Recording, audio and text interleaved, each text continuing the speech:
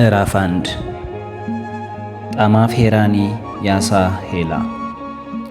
ንጽሕተ ንጹሐን ቅድስተ ቅዱሳን የሆነች ድንግል እናታችን ወላዲት አምላክን አጋዥ አድርገን ከተቀደሰ ቤተሰብ የወጣችና የተመረጠች መልካም ፍሬ የሆነች የእናታችን የጣማፌራኒን ሕይወት ከልደት እስከ ዕድገት እናቀርባለን።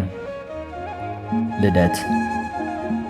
ሕፃን ፋውዚያ ፍጹም ቅዱሳን ከሆኑ ቤተሰብ የካቲት 2 ቀን 1929 ዓ.ም ተወለደች። አባቷ ያሳሄላ፣ እናቷ ጀነፌፍ ማታ አልፌዚ ይባላሉ። ወላጆቿ ከቅዱሳኑ ጋር ጥሩ ወዳጅነት የነበራቸውና መልካም ሕይወት የሚመሩ በምጽዋትና በመሳሰሉት መንፈሳዊ ምግባራትም የሚሳተፉ ነበሩ። ልጆቻቸውንም በዚሁ መንፈስ አበልጽገው አሳድገዋቸዋል። ሁለቱም በጌታ ትእዛዝና ሕግጋት ሁሉ ያለ ነቀፋ እየሄዱ በእግዚአብሔር ፊት ጻድቃን ነበሩ እንዲል የሉቃስ ወንጌል ምዕራፍ 1 ቁጥር 6። ከነዚህ መልካም ፍሬዎች አንዷ የሆነችው እግዚአብሔር ከልደቷ ጀምሮ የጠበቃትና አገልጋዩ ያደረጋት እናት ሄራኒ ነበረች። ሕፃን ፋውዚያ በምትወለድ ጊዜ እናቷ የወሊድ ችግር ቢገጥማትም ሐኪም ቤት ለመሄድ ፈቃደኛ አልነበረችም። ልጁ በምጥ ስትሰቃይ ያየውና የደህንነቷ ጉዳይ ያሳሰበው የጀኔቬቭ አባት አልፌዚ ታይታ ወደሚገኘው የቅዱስ ጊዮርጊስ ቤተ ክርስቲያን ሄዶ ልጁ በሰላም እንድትገላገልና የልጁ ልጅም ጤነኛ ሆና ትወለድ ዘንድ እግዚአብሔር እንዲረዳው እያለቀሰ ጸለየ። የሰማዕቱ ቅዱስ ጊዮርጊስንም አማላጅነት ተማጸነ። ጀነፌቭም እያለቀሰች እመቤታችን ቅድስት ድንግል ማርያምን እየተማጸነች ነበር። በዚህ ምጥና ጭንቀት ላይ እንዳለች ድንገት ቤቱ በአንድ ጊዜ በብርሃን ሞላ። ከዚያም ቅድስት ድንግል ማርያም ቅዱስ ጊዮርጊስን አስከትላ ስትመጣ ታየቻት። ቅዱስ ጊዮርጊስ ወደ እርሷ ቀርቦ ጀርባዋን በእጆቹ 3 ጊዜ መታ መታ መታ አደረጋት። ወዲያው ቆንጆዋ ልጅ ፋውዚያ ተወለደች። እመቤታችን ሕፃኗን አንስታ አቀፈቻትና በትምህርተ መስቀል በገጿ ላይ ካማተበችባት በኋላ ለእናቷ መለሰችላት። ከዚያም እርሷ የእኛ እንጂ ያንቺ ልጅ አይደለችም፣ በመልካም አስተዳደግ አሳድጊያት አለቻት። የቤተሰቡ አባላት በአዲሷ ሕፃን ደስተኞች ቢሆኑም እናትና አባት ግን አንድ ስጋት አደረባቸው። ቅድስት ድንግል ማርያም ልጅቷ የእኛ ናት በማለቷ ምክንያት ሕፃኗ በሞት እንዳትለያቸው ፈሩ። ከዚህ ስጋታቸው የተነሳ ማንኛውንም ከሕፃኗ ጋር የተያዘ ነገር ሁሉ በታላቅ ጥንቃቄና ፍቅር ይፈጽሙ ጀመር። የክርስትናዋ ቀን ሲደርስ ፋውዚያ ወደ ሊቀ ባሕታውያን አባ ሽኖዳ ገዳም ተወስዳ የአክሚምና ሶሐግ ሀገረ ስብከት ሊቀ ጳጳስ በሆነው በአባ ጴጥሮስ እጅ ተጠመቀች። አጥማቂው አባ ጴጥሮስ ለወላጆቿ ልክ አጥምቄ ከገንዳው ሳወጣት ይህ ገዳም በስሙ የተገደመለት አባ ሲኖዳ መጥቶ ሲባርካት ተመለከትኩ ብሎ ነገራቸው። ወላጆቿ የመጀመሪያ ልጃቸው ባገኘችው ሞገስና በቅዱሳኑ ቡራኬ እጅግ ተደሰቱ። አንድ ቀን ፋውዚያ ከ8 እስከ 12 ወራት ዕድሜ ክልል ውስጥ ሆና ቤተሰቡ በአልፌዚ ቤት ተሰብስበው ነበር። በቤቱ ሰገነት ላይ በተዘጋጀ ማረፊያ ቦታ ቁጭ ብለው ሳሉ ፋውዚያ መሬት ላይ እየዳኸች ለመጫወት ከእናቷ እቅፍ ካልወረድኩ ብላ አስቸገረች። እናት ደግሞ ልጇን ላለመልቀቅ ሲታገሉ አያቷ በመሃል ገብታ ለምን አትለቂያትምና አትጫወትም ስላለቻት አውርዳ ለቀቀቻት። ሕፃኗ ግን ገና መሬት ከመንካቷ አምርራ ለቀሰች። ወዲያው ሰውነቷ ቀዝቅዞ ተዝለፍልፋ የሞተች መሰለች። እነርሱም ተደናግጠው ወዲያው ሐኪም ጠሩ። በዚህ መሃል እናቷ መሬት ላይ ጊንጥ በማየቷ ልጇን እንደነከሰቻት ተረድታ አባ ሽኖዳ ድረስልኝ ብላ ጮኸች። ወዲያው አባ ሽኖዳ በአየር ላይ ሰፎ ታየ። ፋውዚያን ከእናቷ ተቀብሎ ፊቷ ላይ እፍ ካለባት በኋላ ግንባሯ ላይ በትምህርት ማተበ። ከዚያም ለጀኔቬቭ የእኛ ናትና ስጋት አይግባሽ ብሏት ተሰወረ። ፋውዚያም ወዲያው ነፍስ ዘራች። ያለትም እንደ ዳግም ልደቷ ተቆጠረ። ያም ሆኖ ግን የእኛ ናት የሚለው ቃል እናትና አባቷን አንድ ቀን ምን ትሆንብን ይሆን በሚል ስጋት ሁሌ ያሳቅቃቸው ነበር። ከዚህ ዕለት ጀምሮ ገዳም እስከገባችበት ጊዜ ድረስ በየዓመቱ ስለት ወይም መባ እየያዙ ወደ አባ ሽኖዳ ገዳም ለምስጋና ይሄዱ ነበር። አባቷም እስከ ዕለተ ዕረፍቱ ድረስ ከእርሷ ምንኩስና በኋላም ቢሆን ይህን ማድረግ አላቋረጠም። ወደፊት እንደምናየው አባ ሽኖዳ እናት ሄራኒን በገዳማዊ ሕይወቷም ከብዙ ችግሮች ይታደጋት ነበር። አባ ሽኖዳ በላይ ግብፅ በተለይ በመርዛም እንስሳት የተነደፉ ሰዎችን የማዳን ጸጋ ወይም ሥልጣን እንዳለው የታወቀ ነበር።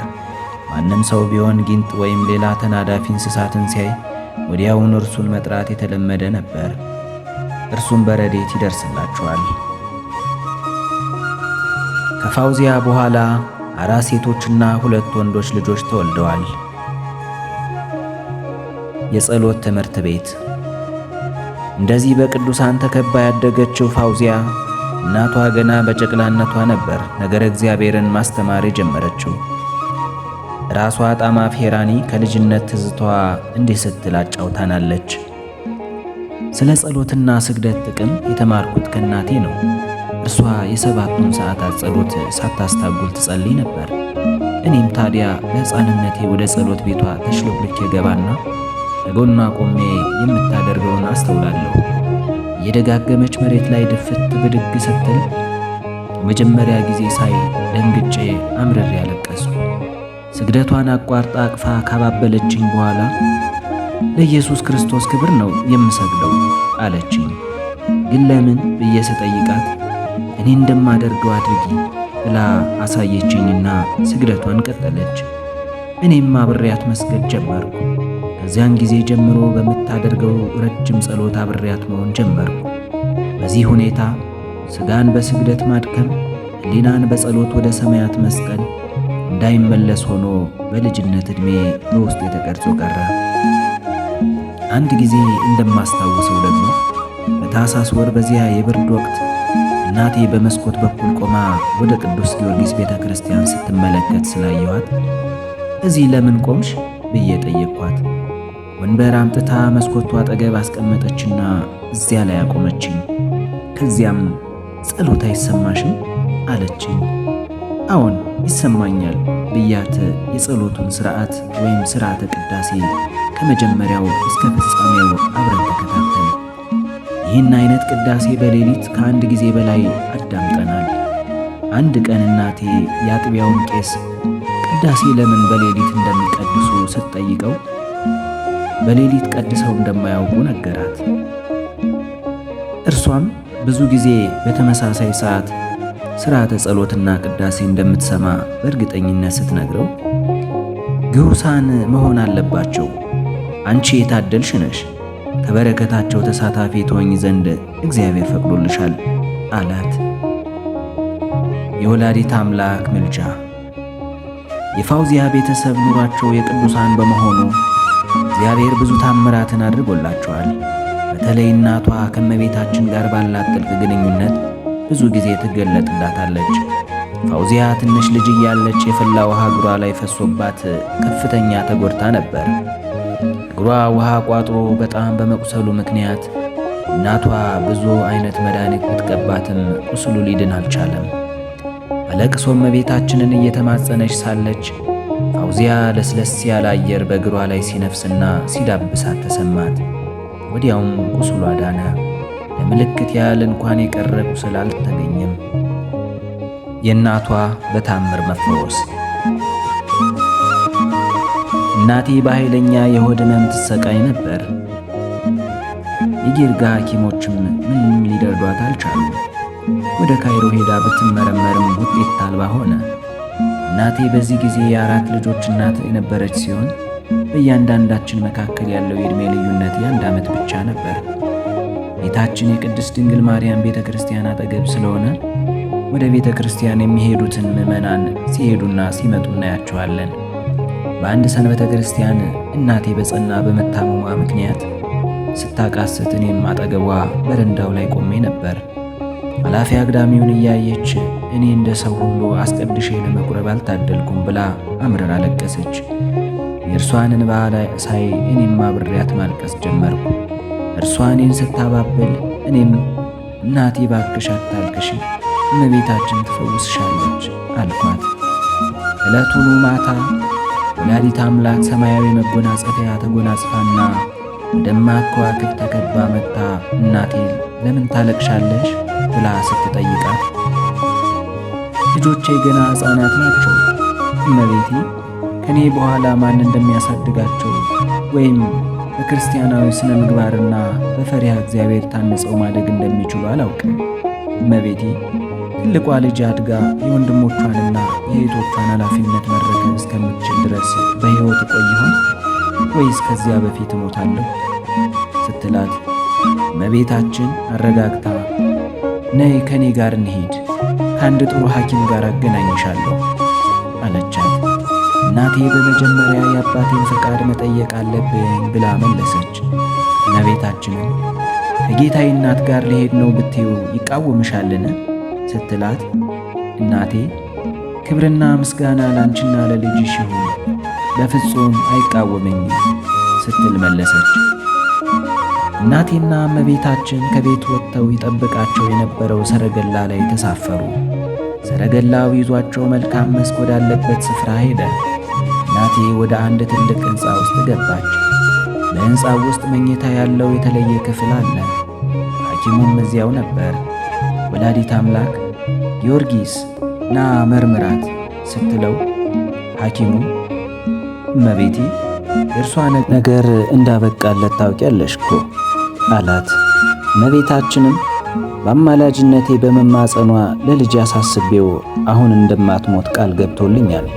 ታዲያ ከነበሽታዋ ትመለስ ትላለህን አለችው። እናቴ አልጋው ላይ ተኛች። እመቤታችን ቅዱስ ጊዮርጊስን እጅህን ሆዷ ላይ አድርግ አለችው። እርሱም በመጀመሪያ ባንቺ እጅ ይሁን ድንግል እመቤቴ አላት። እመቤታችን እጇን እናቴ የሚያማት ቦታ ላይ ስትጭን ቅዱስ ጊዮርጊስ እንደርሷ አደረገ። ቀስ በቀስ ጫን ጫን አሏት።